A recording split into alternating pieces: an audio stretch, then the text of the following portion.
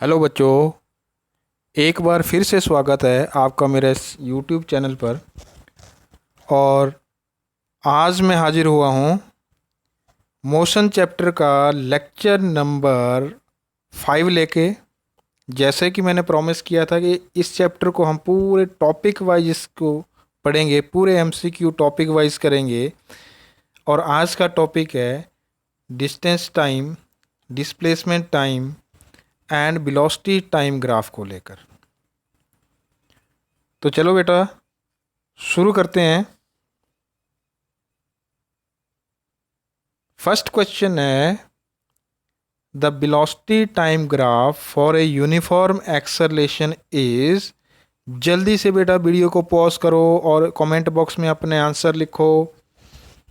The velocity time graph for A uniform retardation. बेटा थोड़ा question को ध्यान से पढ़ना। यूनिफॉर्म और साथ में retardation.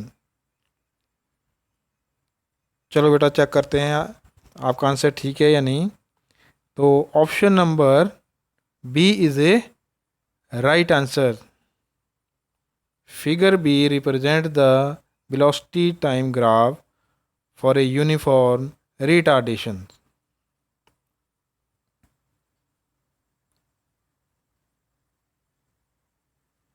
Question number second, the acceleration of velocity time graph is. बेटा ग्राफ को ध्यान से देखो, ये किस टाइप का एक्सेलरेशन वेलोसिटी टाइम ग्राफ है।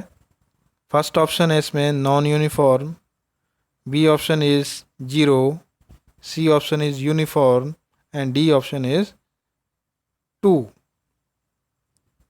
तो जीरो हो नहीं सकता, यूनिफॉर्म ये है नहीं, 2 इसमें कोई सेंस नहीं है।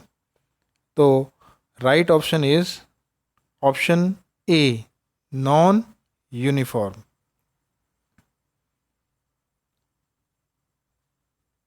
Question number third, a car is moving along a straight road with uniform velocity. It is shown in the graph. बेटा ध्यान से देखो, car is moving in A along a straight road, then with uniform velocity. तो which graph represent this situation? जल्दी से बेटा इसका answer दो। ओके, इसका आंसर है बेटा answer number D. Option D is A right option.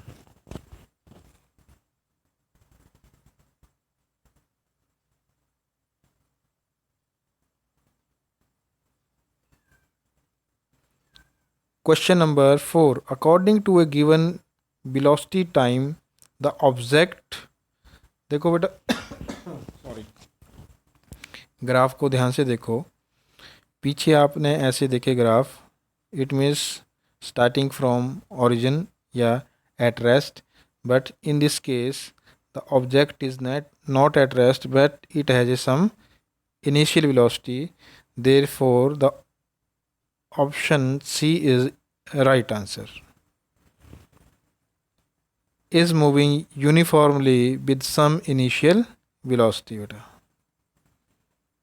Now question number 5. Velocity time graph of an object is given below. The object has। आपने बताना है बेटा कि ये जो ग्राफ है ये क्या इंडिकेट कर रहा है। ऑप्शन ए है इसमें uniformly velocity, option B is uniformly speed, option C is uniformly retardation and option D is variable acceleration. तो बेटा right answer is option C, uniformly retardations. इस टाइप का क्वेश्चन 1 आप देख सकते हो। Question number 6. Which of the following figure correctly represent uniformly motion of a moving object? Uniformly motion। देखो बेटा ध्यान से, ये तो ऑप्शन डी तो अभी आपने पढ़ा, रिटार्डेशन एक्सेलेरेशन का है, ये इससे पिछले वाला क्वेश्चन है, वेरिएबल एक्सेलेरेशन है, ये भी वेरिएबल एक्सेलेरेशन है। तो option A is A right answer.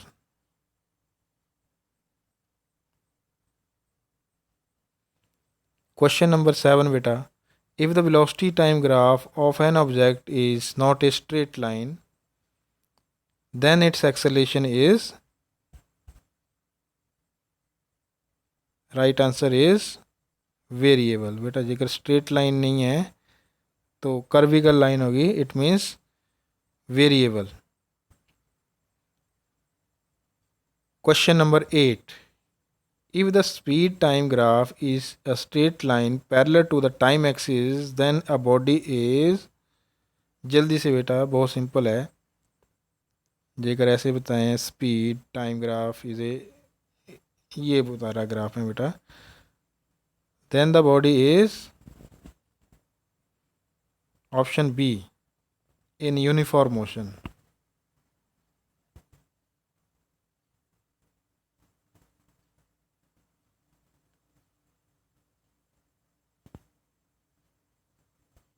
Question number 9.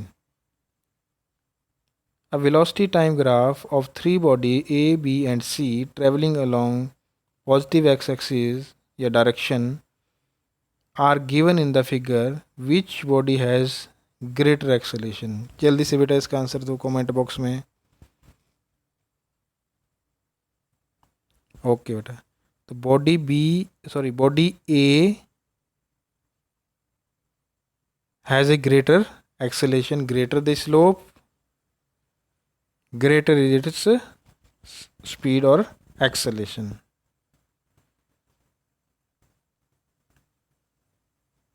Question number 10 बेटा, slope of velocity time gives, जो velocity time की slope है बेटा हमें क्या देता है, वो हमें distance, displacement या acceleration या speed। बेटा right option is option number C, the acceleration, क्योंकि वेलोसिटी अपॉन टाइम जो है वो एक्सेलेरेशन को इंडिकेट करता है।